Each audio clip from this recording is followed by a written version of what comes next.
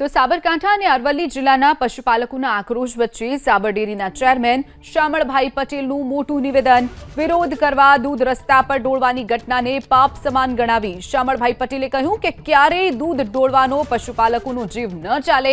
કેટલાક લોકો પોતાના રાજકીય સ્વાર્થ પર પાર પાડવા માટે ખોટી રીતે ટોળી ઊભી કરી અને દૂધનો વેડફાટ કરી રહ્યા છે। સાથે જ દૂધ ડોળવાના દ્રશ્યો જોઈને જીવ બળતો હોવાનું પણ તેમણે વાત કરી અને જરૂરિયાતમંદ લોકોને દૂધ આપવાની કાર્યની પ્રશંસા પણ કરી છે।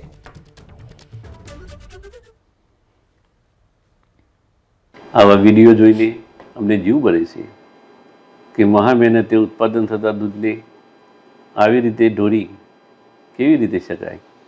આ કોઈ પશુપાલન ક્યારેય આવું કરી શકે નહીં। રજૂઆત હોઈ શકે પણ આ રીતે ક્યારેય કોઈ પશુપાલન ના કરે। આ કોઈ પશુપાલક સિવાયના અમુક તત્વો હોય તો જ આ લોકો પોતાના રાજકીય સ્વાર્થ કે ઈરાદા પાર પાડવા